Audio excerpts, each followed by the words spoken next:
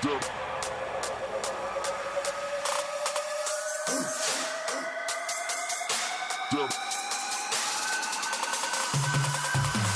to Fast Cash with Bill Jennings. With more than 2 decades of experience helping individuals and small businesses gain access to the capital necessary for growth, Bill is now offering up tips, tricks, tools, and expertise from financial service pros to help you get where you're going faster. Buckle up, it's time for Fast Cash.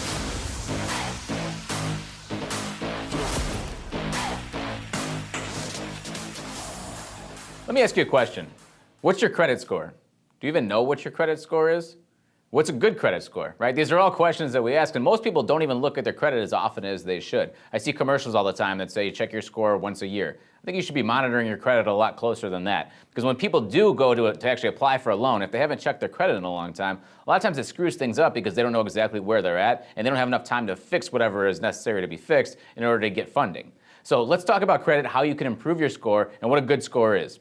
Credit scores range from 350, meaning you don't really pay your bills on time, up to an 850, meaning you're extremely responsible with your credit, and pretty much every bank would love to lend to you. Okay, the majority of people fall kind of in the middle, probably between a 650 and a 700. That's probably average credit nowadays. So what does it mean to have a good credit score?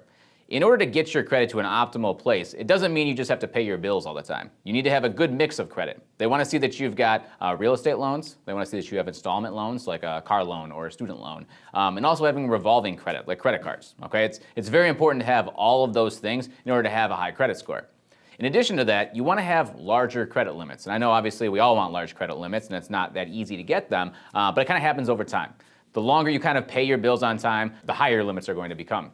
Obviously, a huge part of it is obviously making sure that your bills are paid timely. But one thing that people don't really pay attention to is the ratio of their credit score, or I'm sorry, their credit limit to their balance on their revolving credit, on their credit cards. A lot of people fall into a trap of playing the balance transfer game, where they get an offer in the mail for a 0% credit card, they apply for it, and they decide, because I'm at 0%, I'm going to use this credit card for pretty much everything, all right? So they charge that credit card up every single month, and then they slowly make payments to it to pay it down. And in the meantime, they have a bunch of other credit cards that have no balances on them. Well, what ends up happening is your credit score is actually determined based on part of your credit score is determined based on the overall ratios of those credit cards. Individually, they look at these credit cards, okay? So if you've got 4 different credit cards, 3 of them are totally paid off, so they're at a 0% ratio, and the last credit card is completely maxed out at 100%, it looks risky to lenders because it appears that you're overusing the funds, and that specific lender that has that credit card extended to you risks possibly you defaulting on it. They want to see that the majority of your credit lines are below 40% of the credit limit, okay? So one quick, easy way to kind of get your credit score to jump a few points, sometimes even 10, 20 points, is to pretty much balance that amount overall of your credit cards. So if you've got everything maxed out on one, instead of that, do some balance transfers. Move those to your other cards, and you see your credit score jump up. Another thing that people don't realize is every time you apply for credit, it adds what's called an inquiry on your credit report. The more inquiries you have, the riskier it looks to a lender when you actually go to purchase something. Now that might kind of seem silly because obviously every time you apply for something trying to get credit, you're going to have an inquiry. So it kind of, it seems like, well, if I'm trying to get credit, of course there's going to be an inquiry on there, so how can you judge me based on that? The reasoning behind that is what it looks like is, let's say, I don't typically apply for much credit, okay? I've got 0 inquiries on my credit report. And now all of a sudden I go out and I go car shopping. And car dealerships are notorious for running your credit a million times. So now all of a sudden I've got, let's say, 15 inquiries on my credit report. And then I go out and I try applying for a couple credit cards, all right? So when a creditor looks at this, what they're basically looking like is you look like you're in a cash crunch right now. It looks like you're panicking and you're in panic mode and you're trying to apply for as much credit as possible. That's a risky, it looks like risky behavior. There's something called a bankruptcy predictor score, okay? And this isn't a score that you're actually ever gonna see, but basically what it does is it looks at past data of people who have filed for bankruptcy, and it looks at what type of patterns they've had on their credit. And once you start kind of fitting the mold of that person, which means running up your credit cards, applying for a bunch of credit, they kind of start to freak out and they say, no, this person is a couple days away from bankruptcy, we're not going to lend to this person. It may not be the case, but that's statistically what it looks like. So trying to avoid behaviors like that. If you typically don't run your cards up, try not to run them all up at once. You're going to see a drastic decrease in credit score if you do. If you're going to apply for something, apply for a couple places. Do your research, figure out which bank you want to work with. Do some Googling online. Look to see best places to get an auto loan. See what your credit score is and just Google best places to get an auto loan with a 650 credit score. Doing those things and doing a little bit of research, you can then narrow down the places that you want to apply instead of applying everywhere, knowing that you're going to get declined with some of the places and end up kind of hurting your credit score. Those are a couple quick tips. Another thing that people don't realize is if you do have some blemishes on your credit, collections, late payments, even a bankruptcy or a foreclosure, all these things can technically be removed from your credit report. Now, I'm not talking about you disputing that you actually owe the debt or disputing that you were ever late on anything.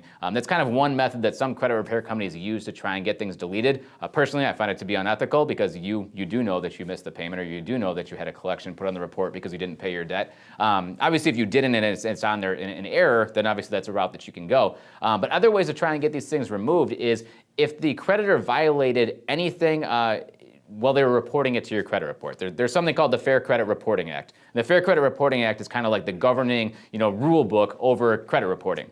So there's certain things that creditors have to do, and they have to follow specific rules when they put something on your credit report, whether it's a collection or a late payment, or even putting the correct balance of your credit card on there. If they violate any of these rules and you're able to pretty much call them out on it, by law, that inaccuracy needs to be removed from the credit report. So we're very, very successful with getting items removed off the credit report in a legal and ethical manner. So if you've been shopping around for a business loan or even a car or whatever it is and you've been turned down because of bad credit, it makes a lot of sense to talk to somebody like us to figure out what we can get removed from your credit report to get your credit score into a fundable position.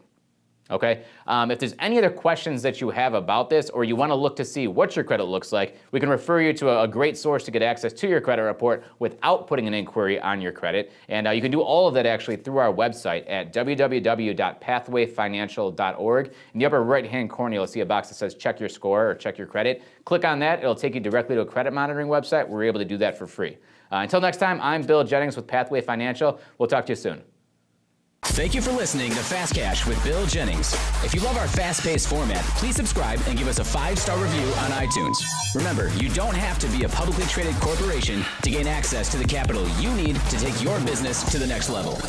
To learn more about how I can help fund your dreams, hit us up at pathwayfinancial.org. And as always, we ask you to share this podcast with your friends, neighbors, colleagues, and anyone else who can benefit from Fast Cash.